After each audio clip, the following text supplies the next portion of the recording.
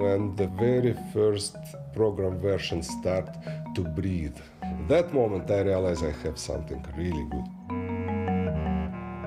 A game is a beautiful thing. I hadn't met a person who touched that game and didn't get hooked on it. The pieces look so simple, but then the game actually is so deep. But it can be dangerous. It was a very heroic experience. I must assume that this was a deliberate attempt to frighten me. Мне стало страшно. Но это как, знаете, попытаться танк руками остановить. Я понял, что включили уже, как это, бездушную машину.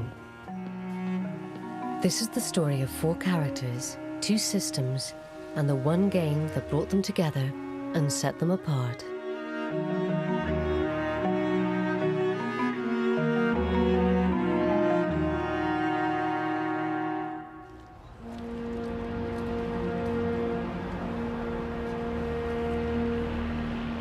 Moscow, January 1985. The Cold War lingered on. Gorbachev was months from power, and the world had yet to hear of perestroika. The economic system was near collapse, and political freedom a distant dream.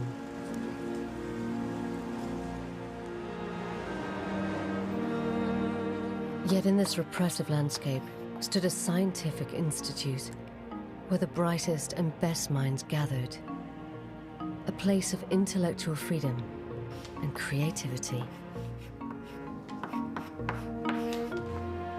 Мы могли заниматься всем довольно свободно, всем, что нас интересовало.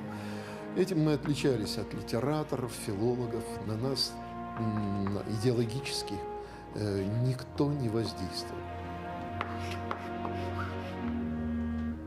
Here at Moscow's computer center, scientists pushed their machines to the very edge of their capabilities. I was absolutely natural hacker.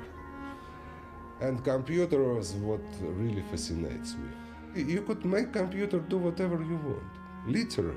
You just write instruction and it follows it. Alexei Pachitnyov's predecessors had discovered the concept of the nuclear winter and calculated the trajectory of Sputnik satellites.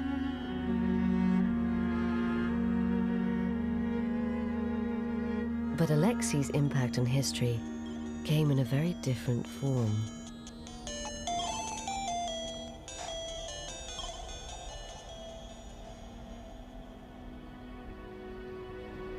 In the spring of 1985, he had plans for his computer that extended far beyond its normal tasks.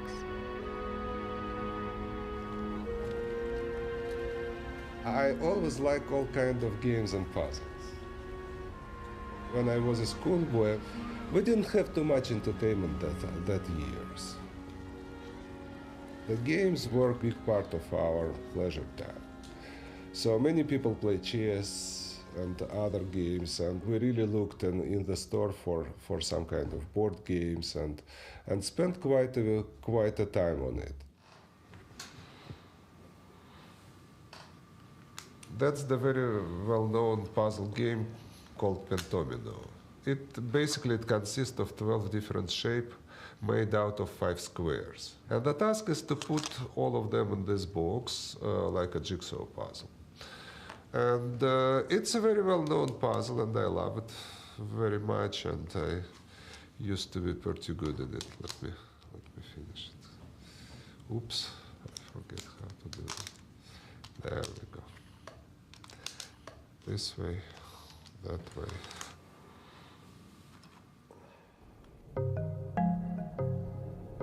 Alexei started to apply this favorite puzzle onto the computer. Something began to evolve at his terminal, but it was a painstaking process.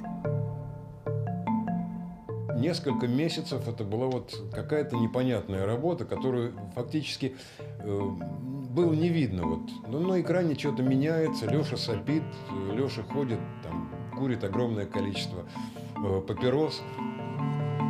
The 5 square pieces of pentominoes became 4 square pieces that fell towards the bottom of the screen. It was the player's job to rotate these shapes and fit them together. A new game was born. They called it Tetris, from the Greek for 4. When the very first program version start to breathe, what I call, when the first pieces appear on the screen and become controllable, and that was very fascinating. И вдруг, значит, вот он позвал нас с Мишей, говорит: вот, ребят, смотрите, получается вроде бы как вот так. Вот. Да, на экране появился этот знаменитый стакан, вот, в который падали, в общем, какие-то фигурки. Я, честно говоря, сразу даже и не понял. Вот. А Миша тут же стал, значит, давать совет. Было непросто стабилизировать скорость работы Тетриса на том компьютере, на котором он впервые был написан. Значит, здесь была моя помощь в поиске некоторого источника стабильной скорости. Even without sound and only the most basic graphics, this first version seemed to exert an unusual power.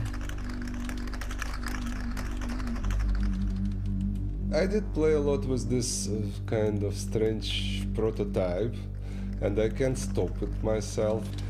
Michael Kulagin and other people in my room asking, what are you doing here all the time? And then I let people play, and I realized that it's not myself who is cuckoo and get something wrong in the brain, because everybody who touched this game can't stop playing either. Народ стал собираться, начал играть в Тетрис. То есть было время, когда в Тетрис начал играть практически весь вычислительный центр.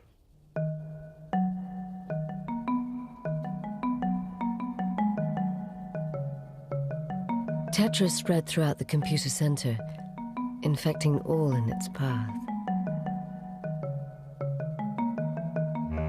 Эта игра как-то произвела впечатление. То есть многие наши сотрудники увлеклись этой игрой, часто в ущерб работы. Тетрис был заметен, потому что он отличался от других игр, американских в основном, где были убийства, выстрелы, взрывы, погони.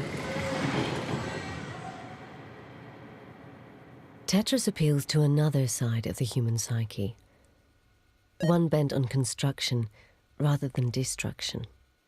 When you play Tetris, you have impression that you build something that has a spirit of constructivity.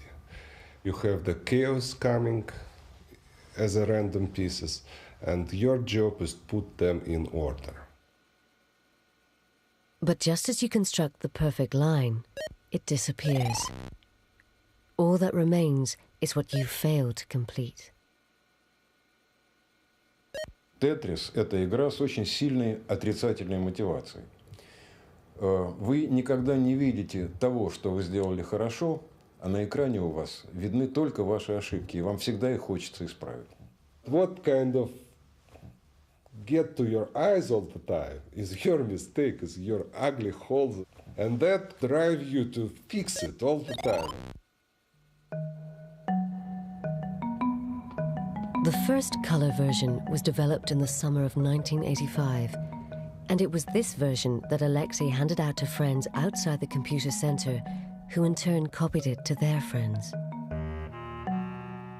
After that, kind of every place in Moscow, like a wood fire, you know. Tetris in 2 weeks were on every single computer appearing in Moscow. The game took hold and spread, first through Moscow, then through the Soviet Union, and finally out into the Soviet bloc countries. As it traveled, it did so freely, copied from disc to disc, unhindered by commercial constraints.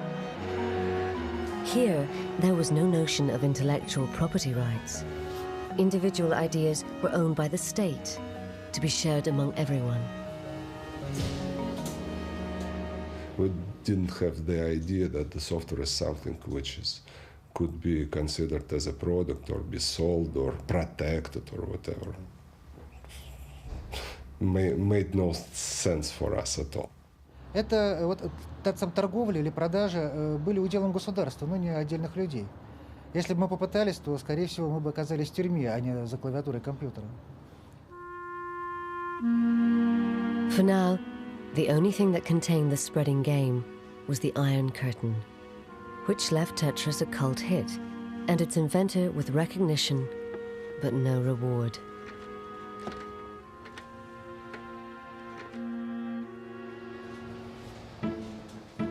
But Tetris was born into a changing world that had opened up a chink in the Iron Curtain. In the mid-80s, Hungary was successfully exporting puzzle games and computer technology to the West. Robert Stein made his money buying software from Hungary and selling it on in Britain. On a trip to the Hungarian Institute of Technology in early 1986, he saw the game that would prove both a blessing and a curse. We were wandering around in a big room with all kind of computers going, with all kind of software going, and somewhere in a corner I have seen a game which consisted of bricks coming down or some kind of shapes and was tucked away somewhere in a corner, and I was asking, what is this? Others said, ignore it. So we wandered around, and I kept coming back to that. After some reluctance, the Hungarians revealed that this wasn't actually their game and supplied Stein with the name of the Moscow Computer Center. He wasted no time in making contact, but found them rather indifferent to his requests to license the game. Nobody give a shit about the stuff there, you know, small little game.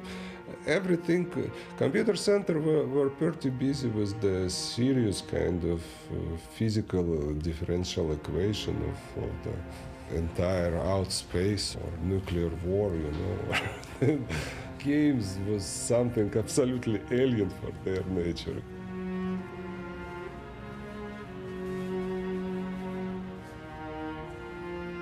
Alexei Pujitnyov ended up dealing with Stein's requests on their behalf. He proposed about something like £10,000 for it as advance payment. I replied him that we are interested in his proposal and ready to continue, kind of talk about this, and he interpreted this facts as an agreement on everything. Casual agreements like this were normal among the gaming fraternity. But this was Russia, and this informal arrangement would soon bring Stein head-to-head with the might of the Soviet state. He set about peddling his newfound acquisition around British game producers. One of his favorites was Mirrorsoft, the software arm of the Maxwell Corporation. In 1986, this was a giant entertainment empire, owning newspapers, magazines, and even top-of-the-league football clubs. If they bought Tetris, Stein would have a real heavyweight player behind the game. I looked at it for a couple of minutes and passed it down to the technical department downstairs. And then a couple of weeks later, I wandered down at lunchtime. They were all in the office playing this game. So I said, well, okay, this is, I better play it myself. So, took it home. It was now only a matter of time before Britain caught the Tetris bug. My wife accuses me of ruining the family Christmas because I'd found it addictive. But my wife found it addictive, and so did my two young kids. While Mirrorsoft signed a deal to produce the game in Britain, Maxwell also had a software company in California, which could pave the way for the Tetris invasion of America. We were over there looking at different game titles that we could publish, market, sell, along with Jim. He said, you're gonna like this. So I sat and I played Tetris for a couple of hours, and we went off and got a bite to eat, and everybody else was ready to go home while I wanted to go back to the office and did, and went back and played another 3 or 4 hours. Phil came back next day saying, this is great. It's a great product. The problem was what techniques can we use to fly against the run as it was going of what the market was wanting for computer games. For inspiration of how to sell this simple game, they returned to its roots. The emergence of Mikhail Gorbachev created the perfect opportunity to manipulate both the fear and fascination of that land behind the Iron Curtain. The curiosity of having anything from, behind the other side of the Iron Curtain was kind of like memorabilia or something people wanted to have. We put it in red packaging, and the first box we actually set up the spelling of Tetris in Russian. We used a Soviet symbol as part of the Tetris name. The marketing worked, and with great press behind it, Tetris was set to be a big hit. But all the attention had an unforeseen consequence that was about to jeopardize everything. As we are about to launch the damn thing, we get a telex from a company called Elorg, never heard of, in Russia, stating that we are illegally trying to launch Tetris, because that belongs to them, and they have never given us permission to do it. Elorg, short for Elektron Technica, was a government department established to deal with the foreign trade of software. Gorbachev was keen to create an export market to the West, but strictly under the control of the state. The Russian bureaucracy loves to have control on everything. If it is our, we wanna have everything properly and quiet and kind of perfectly done. Robert Stein was summoned to Moscow. There was always a long corridor, and first of all, they keep you waiting in the reception. Nobody talks to you, and all the chairs are uncomfortable, and then they lead you up, and they usher you into a room with a very long conference table. It was like you being questioned in a court, because they shown an absolute distrust of whatever I was saying. Why did we do what we done without their permission? And I tried to explain to them I didn't even know they existed, never mind about their permission.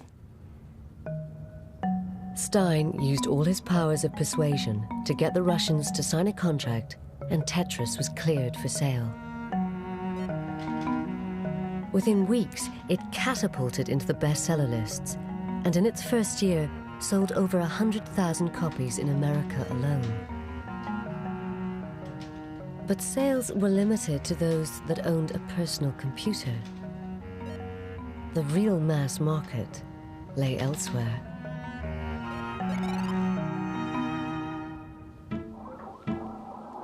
Home video games played through console machines that plugged directly into the TV and were operated with a remote controller. In 1988, this was a multi-billion-dollar industry. Maxwell's company Mirrorsoft saw an opportunity and approached publisher Atari about creating a home video version of Tetris. They held the rights to the game, as far as I knew at that moment.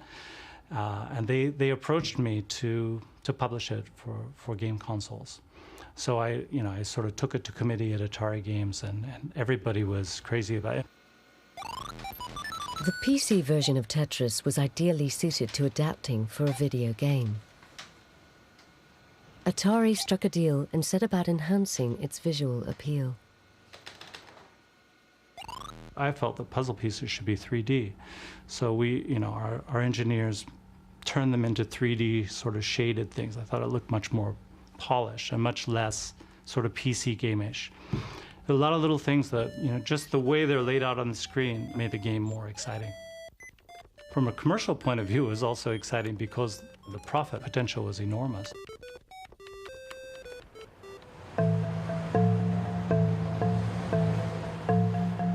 By the middle of 1988, Alexei Pachitnyov's simple game was an extremely valuable asset, set to make millions for companies in Europe and North America.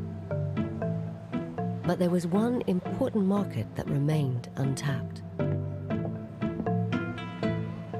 Japan not only had a burgeoning consumer electronics industry, but also a long tradition of puzzle games. Henk Rogers was a young entrepreneur who traveled the world looking for games to produce for the Japanese market. I'd have my computer with me and I'd do a little spreadsheet, figure out how much money I could make on a title, and I'd be able to make a decision right there, make somebody an offer. It was at an American trade show that Henk met Atari's Randy Brolight and first saw the game that would make his fortune. Tetris was probably the quietest game at the show. Even then, products were graphically exciting and audio exciting. This game had a totally different thing. I wanted to play it not because it was any of those things, but because it struck some basic chord and couldn't stop playing.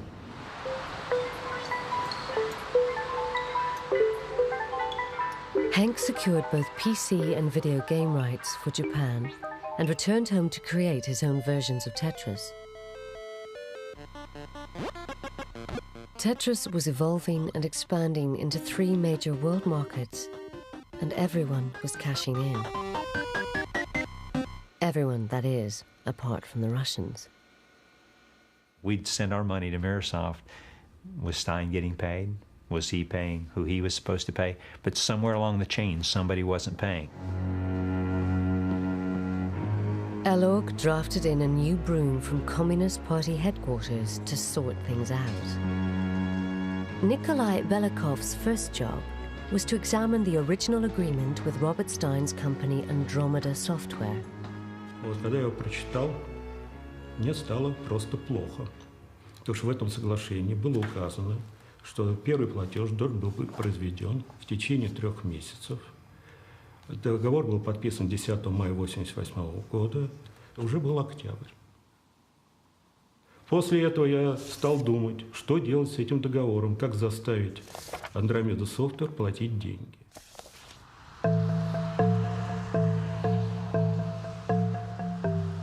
As Belikov pondered this problem, developments on the other side of the world were about to change his fortune.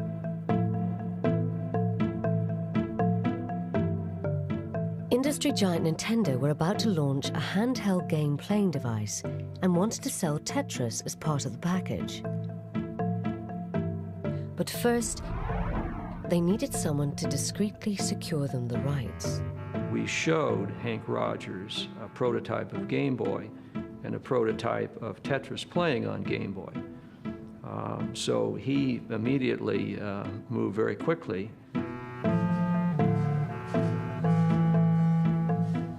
Henk went straight to the top of the chain, to the one man who had been dealing directly with the Russians. I contacted Robert Stein, and I said, Robert, you need to represent me to get the rights to Tetris for Game Boy from Russia. And he agreed, and I sent him, I think, $25,000. I'm not surprised. I mean, anybody working with Bactia must be Little did he surprised. know that Stein had been discussing the same rights with Microsoft. He was trying to muscle in on something which was spoken for, the Tetris. On the other hand, I wasn't going to be dismissive of him because I seen him as a potential licensee of products which we produce or develop in Hungary. We were exchanging faxes on a weekly basis for, I don't know, 3 months. And then I started getting nervous because it just seemed to be taking so long. And he said he was going to go to Russia. And he kept on saying that, and he wasn't going, so I became really suspicious. Robert Stein's negotiations with the Russians had reached an impasse over the money he owed them. Андромеда Софток присылала телексы с просьбой начать переговоры по новому лицензионному договору для игровых автоматов. Но моя реакция была на все эти телексы только одна. Сначала, пожалуйста, выполните условия первого подписанного договора, только после этого мы будем проводить переговоры по следующему лицензионному договору. By February 1989, Hank Rogers was tired of waiting around and increasingly suspicious that Stein was working for someone else. I guess I panicked and I said, get me on a plane, this guy's going to get the rights for somebody else, and I need those rights. And so I was on a plane 2 days later, going to Moscow. But Hank Rogers wasn't the only one flying into Moscow that week. Robert Stein was finally making the trip himself. And to complete the set, Mirasoft had secretly sent Kevin Maxwell to move along negotiations for their interests. Both Stein and Maxwell had meetings set for the same day. Henk had no such meeting arranged. He didn't even have an address for Elorg. I did know that I was going behind the Iron Curtain for the first time, but I had no idea what I was getting into. I kind of knew how to deal with people that were not from my original culture. So I was expecting to get off that plane and make friends. That's not what happened. I guess it's just the beginning of my trip and I'm in for a lot more. Henk recorded his adventure to take back to Japan. Take a look outside here. This is Moscow. It looks pretty gray. That's because it's pretty gray. Everybody that I met was unfriendly and unhappy and grumpy. There was an information desk in the hotel. I asked them, Elorg. They said, no, I can't find it. No attempt at going any further.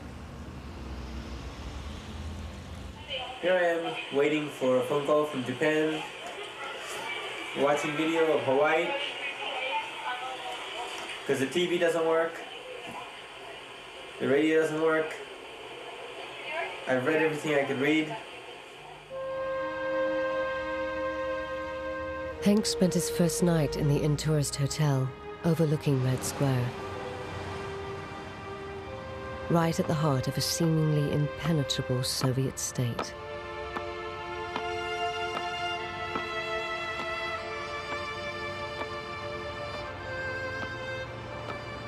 I got smart the next day and I hired an interpreter, which I'd never considered doing before, but I hired an interpreter. I figured they have to be able to help me. I have a very lovely interpreter.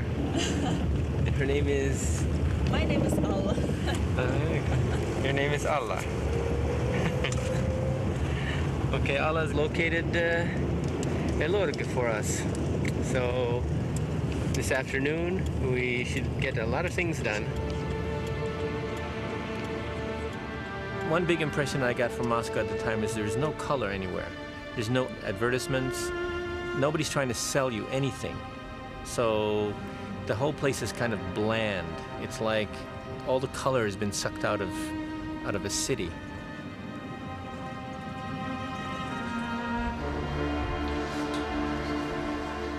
«21 февраля раздался звонок из протокольного отдела о том, что ко мне на встречу пришел иностранец из Японии. Значит, его зовут Хэнк Роджерс. И дальше мне было сказано, что это является нарушением режима, потому что в то время обязательно договариваться о встрече с иностранцами надо было заранее и давать информацию в протокольный отдел о том, что кто будет, какая цель, тема переговоров и так далее. You don't walk into a place like that uninvited. You have to have an invitation, and then your invitation has to be cleared with the KGB. Make sure that you are somebody above board. They do your background check before you ever have a meeting. I just walked in. A meeting was hastily convened for the next day.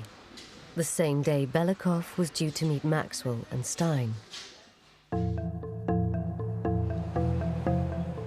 The following day would prove crucial for the future of Tetris. All would hinge on the communists' ability to play the capitalists at their own game. Already they understood the capitalist mantra of divide and rule. Все захотели встретиться сразу в один день. Я не понимал до конца, конечно, что за кем стоит, но я понимал, что нельзя допустить, чтобы каждая из трех сторон встретилась друг с другом.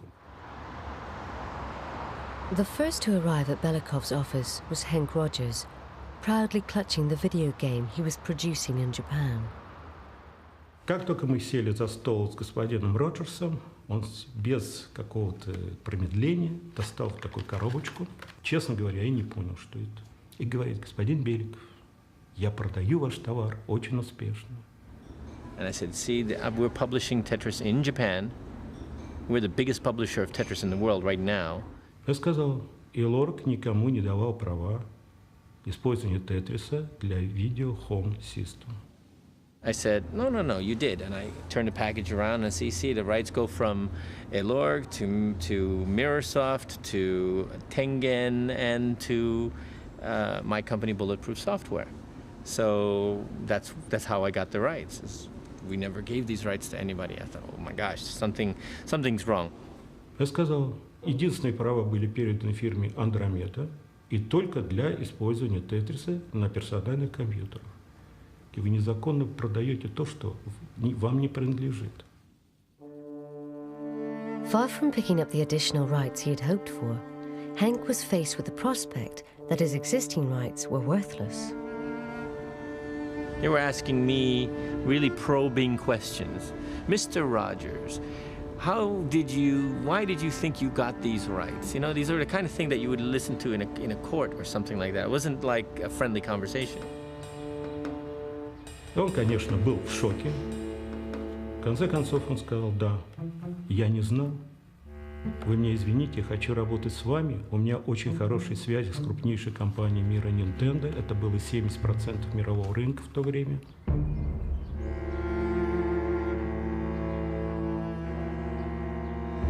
I thought, either I'm going to come out of this with the rights to Tetris or I'm going to be in some gulag.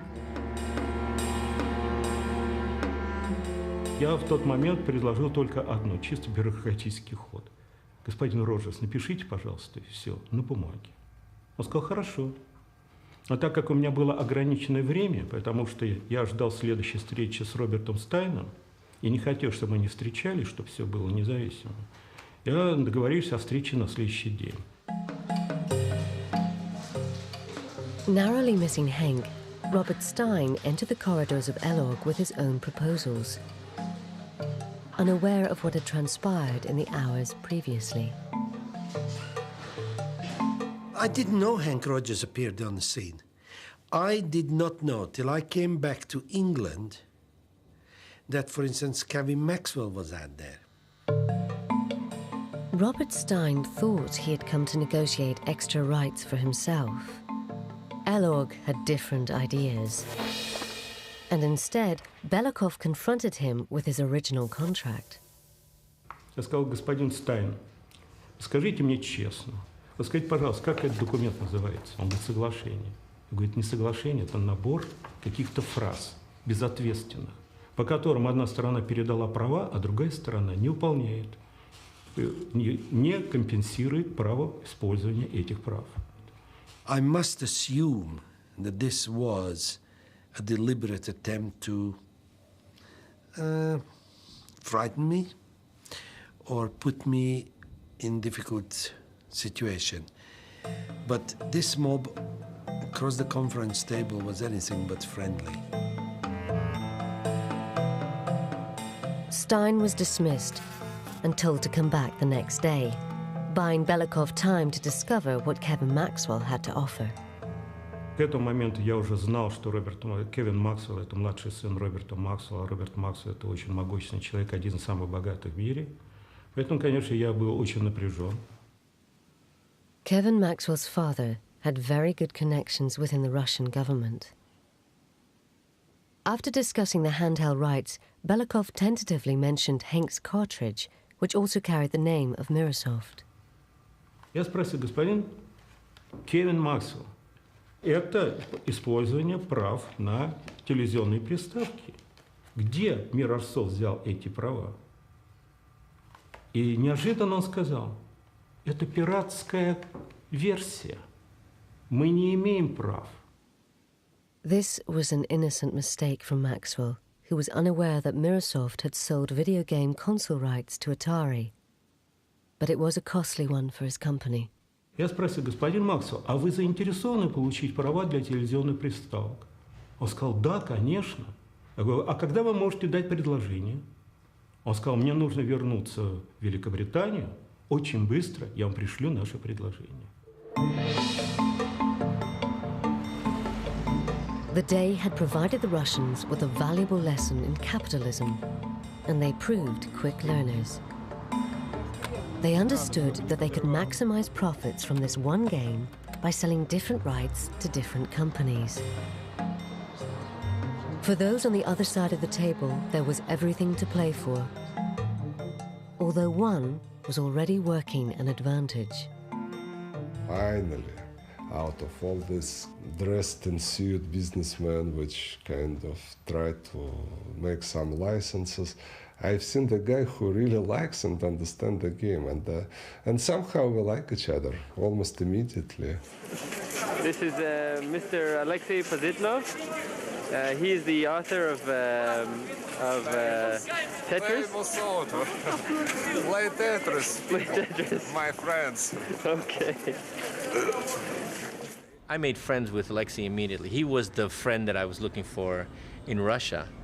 You know, we got together that night and we started talking about game design. We immediately jumped into, okay, what are we going to do for Tetris 2? And, you know, we had stuff to talk about. The next morning, Elorg's Nikolai Belikov hatched a plan that would leave no ambiguity as to the rights the Russians had already negotiated away. This hinged on a definition of computer, which he needed to ensure couldn't include products like video game consoles. So, he added a clause to Stein's original contract. Для того, чтобы понимать, что он может что-то начать думать, зачем это нужно, я искусственно увеличил штрафные санкции за каждый день. Я знал, что это нереальные цифры. Но мне было нужно, чтобы он сконцентрировал свое внимание на этих цифрах, которые был готов, естественно, уменьшить. Belikov was a son of a bitch. The clause resulted in the exclusion of some of the products where Tetris was on, and I didn't notice it, which I will never forgive myself, so there we go. But they made it so matter of fact. Yeah, we would like you for the sake of bureaucracy. And I agreed, because I was so focused in getting what I wanted, and I forgot about watching what they wanted. Belikov dispatched Stein, bereft of rights he thought he already had, and with 2 weeks to pay them what he owed. He now faced the arrival of Henk Rogers and a decision about who to grant the handheld rights. I'm on my way to 10 o'clock appointment with LODG. Last night, I composed a proposal to them about gaining the rights to handheld Tetris. We shall see. Under the old system, the decision would have been a straightforward political one. But capitalism is about taking risks. I said, well, Kevin Maxwell is the son of a very rich man, so I can't match his money, but I can give you an honest business. I will tell you exactly how much money I'm making, and you can get your share, and I'll be open. Hank shows himself very, very honest in many respects, and very reliable as he kept his words all the time. Позиция Алексея Пажетного была за Хэнк, потому что сам Кевин Максвелл был очень, как человек очень сложный, он смотрел на всех свысока. И, конечно, Алексея Пажетова это отталкивало. Hank's direct approach paid off. Alog told him the handheld rights were his. We signed, and the big boss, Dr. Trifonov, came out and shook my hand with this iron fist, iron grip, whatever, and we signed, and it was all done. And they said, there's, Mr. Rogers, something else we'd like you to talk to you about. We would like you also to make us an offer on the console rights. Hank Rogers left Russia with the handheld rights to Tetris and the prospect of holding on to his precious console rights. But there would be a battle ahead. Atari Games were already busy manufacturing their own Tetris game under an agreement with Microsoft.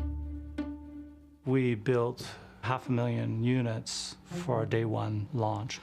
We put a major investment in terms of our best human resources, the engineers assigned to the game at Atari were, without peer. They're our best guys. Such was their confidence in Tetris, they also invested heavily in marketing. We had a huge party for the media and rolled it out with all kinds of fanfare and so forth. We also we took a full page of USA Today to announce the program. But Atari were in for a surprise. In Seattle, Hank Rogers was visiting his contacts at Nintendo to offer them exclusive console rights. Their Nintendo Entertainment System was the biggest-selling video game console in the world. As soon as we found out that the home video game rights were available, and at the same time that Hank had cut a deal for the handheld rights, we were absolutely delighted. For Howard Lincoln and Minoru Arakawa, this provided the ideal opportunity to get back at arch-rivals Atari. And they said, we will help you, so go back, and if you think you've got it in the bag, call us, we'll come and we'll clinch the deal. Atari were not the only complication. In Britain, Robert Maxwell found out that his son had lost out on the handheld rights. He was furious and began contacting senior ministers within the Kremlin. Он обвинил меня в том, что я своими неправильными действиями взорвал торгово-экономические отношения между СССР и Великобританией. The Kremlin began to exert pressure on Belikov, and his position was under threat. Hank sensed it was imperative he get his deal signed with Elog as soon as possible. I went back to Moscow, and I asked the Russians, would it clinch the deal if I brought Mr. Arakawa and Mr. Lincoln? He said, absolutely. Nintendo needed to move quickly and quietly. They had to avoid alerting either Maxwell or Atari, who were about to have the video game console rights snatched from under their noses. We told all of our employees that we were going to Japan, and I think only one employee at Nintendo of America was aware of where we were actually going. In Moscow, they signed a deal worth $500,000 in guaranteed royalties and 50 cents on every cartridge. Over 30 times what Stein had first offered the Russians, but a fraction of what the game was worth to Nintendo.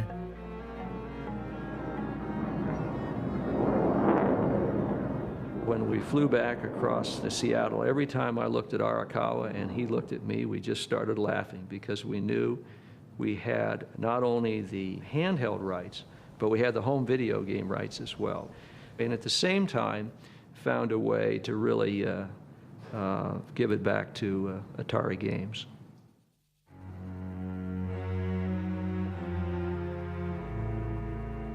Back in Moscow, the pressure was piling onto Belikov.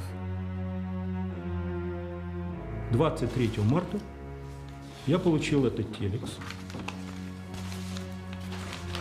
Длинный такой. У нас факса в то время еще не было. Этот телекс был послан Кевину Максу, в котором он сообщил, что вопрос, что я совершил ряд ошибок, что вопрос поднят будет во время предстоящего визита в Лондон президента Горбачева. Здесь шли угроза от угрозы. То есть это уже был не бизнес. It was two very, very powerful sides or organization fight for my small game. We got in a very sharp and hot place. Потом был звонок от человека, который занимался подготовкой визита Горбачева, который настоятельно предложил мне немедленно лететь в Лондон, стать на колени перед Робертом Максом и умолять его ни слова не говорить Горбачеву, потому что иначе, если он скажет хоть одно слово, меня просто больше не будет. Это были дословные слова.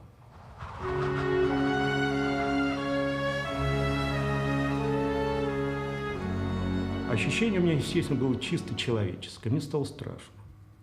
Потому что я понял, что это как, знаете, попытаться танк руками остановить. Вот он движется, попробуйте его руками остановить. Я понял, что включили уже, бездушную машину, государственную, которая совершенно не интересует никакие доводы. Оказалось, что это But Belikov had history on his side.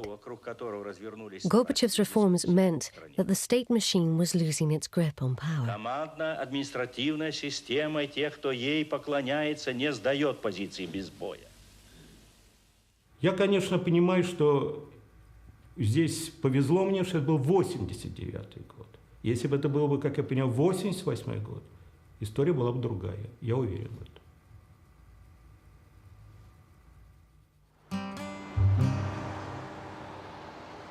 In America, the battle for Tetris was only just beginning.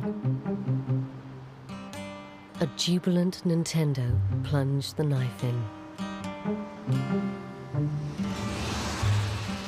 First thing we did was to send a notice to Atari Games advising them that we had the sole home video game rights to Tetris, and putting them on notice of that and directing them to cease and desist from any marketing or production of Tetris, knowing full well that they'd go nuts. Atari Games were not about to take this lying down. They had already invested millions preparing Tetris for market. One of my associates called to say that we had just been sued by Atari Games. So they took the first step and they sued us and claimed that they had the exclusive rights to Tetris.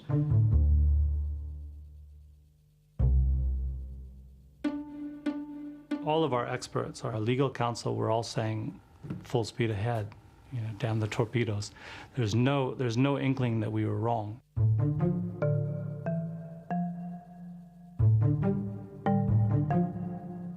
The trial between Nintendo and Atari was set to commence in November 1989. Nintendo had prepared Elog's Nikolai Belikov as their key witness. Перед моим отъездом меня пригласили в Государственный комитет по вычислительной технике и информатике. И сказали, если вы проиграете суд, то будет создана специальная комиссия, который рассмотрит вопрос один. Сколько миллионов американских долларов потеряло советское государство от ваших непродуманных действий? Belikov joined Hank Rogers in San Francisco, where they waited to testify. Both had a lot resting on the outcome. In the end, they were spared the witness stand. The judge made a summary judgment which granted all video game rights to Nintendo. It made both Mr. Arakawa and I feel wonderful. Just great. That was jubilation, of course. Well, on my part, I got to keep the rights, so I had a lot riding on it. At that point in time, Atari Games had several 100,000 Tetris cartridges for play on the NES that were now worthless. We were in absolute shock. We had cartridges ready to ship and firm orders, and we were suddenly enjoined from shipping them. We were absolutely shocked and dismayed.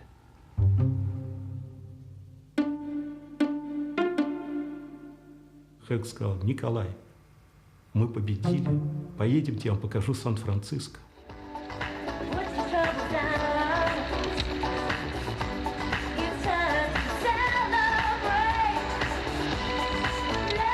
Я помню, включил на полную мощность приемник, мы нарушали все.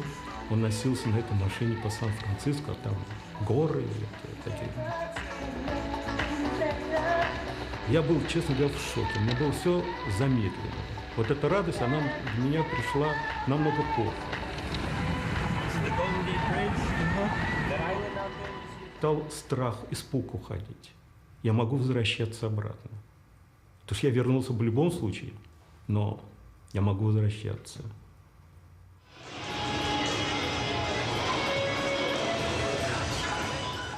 The real winners were Nintendo. To date, Nintendo dealers across the world have sold 8 million Tetris cartridges on the Nintendo Entertainment System. The people at Mirrorsoft and Atari Games were simply incompetent. They didn't do their homework, they didn't do what they should have done, and far from taking advantage of them, it was simply competent people taking advantage of some incompetent businessmen. By the time Atari figured out who to blame, it was too late. On the 5th of November 1991, Robert Maxwell disappeared over the side of his yacht, leaving a company ridden in unseen debt and £440 million missing from the corporation's pensions fund. After Mr. Maxwell disappeared, and it was like a house of cards that just sort of crumbled to the ground, and everything that we thought we were looking to as indemnification and safety was basically non-existent. As Atari's fortunes continued to wane, Nintendo went from strength to strength. Tetris was key to the success of Game Boy, which has sold 70 million worldwide.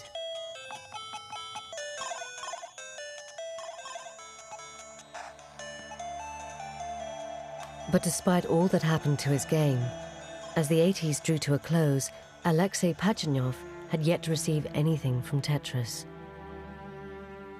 He was still working at the computer center. К сожалению, владельцем программы, в то время это был Советский Союз, еще раз подчеркиваю, в общем, был вычислительный центр, поэтому особых доходов с этой работы Леша и не рассчитывал получить.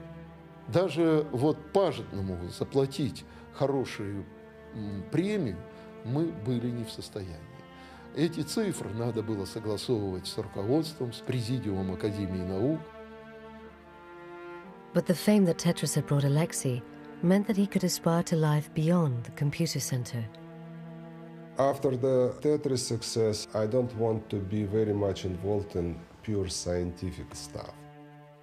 I realized that games might be a very big part of my activity as well.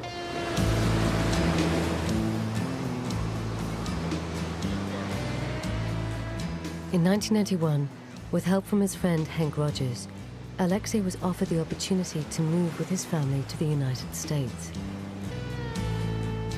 Here lay the promise of taking control of his own destiny and that of the games he developed.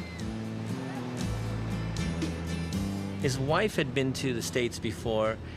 When she came back, they asked her, and she tried to explain, and she could do nothing except cry. She just couldn't find the words to describe the difference, what they were missing in this whole culture. Alexei settled in Seattle, where he established a company to develop games and technology. But his American dream was not all he had hoped for. Basically, I need to make money to support my family. I wasn't that rich to just sit there and do nothing. So I could say that first couple years were very challenging in the United States. In 1996, Alexei gave up working for himself and joined that great American institution, Microsoft, where he now has a staff job. They hired me just to make games. I feel myself a really strong and experienced game designer at this point. I don't have any kind of internal contradictions or tendencies, so I understand that I'm staying in my place and doing my job and fulfill my mission in life. When the original set of rights expired in 1996, Alexei began to receive some royalties from Tetris, if only a fraction of what he could have made if born into a different system. You always could make a little bit more than you made. But you know, I never seriously think about this stuff. I live as I live.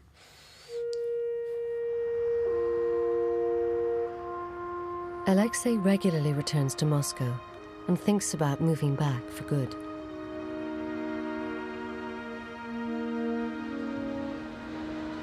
But the city that gave birth to his game is no longer the place it was. Global capitalism has come to town. The same forces that enabled Tetris to conquer the free world have left the institute where it was nurtured far behind. Институт наш стареет. Средний возраст у нас сотрудников 50 лет. И я боюсь, что институт лет через 10, если так будет продолжаться, вообще погибнет. Вымрет по старости. Без хорошей молодой поддержки. The average monthly wage of $200, deemed so respectable in Soviet times, can't compete with the lure of private institutions and foreign firms. Вы знаете, в России самая распространенная стратегия – это стратегия на авось. Она часто нас выручала. Во время войн поначалу мы проигрывали, поначалу у нас было безнадега. Любая другая страна, наверное, была бы разрушена и погибла. А Россия как-то выкручивалась и как-то находила варианты для выживания. Я надеюсь, что здесь что-то будет такое же.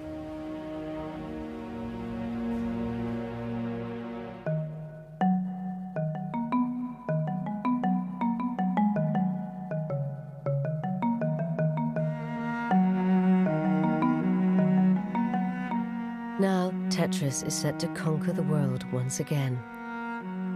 This time, on the mobile phone.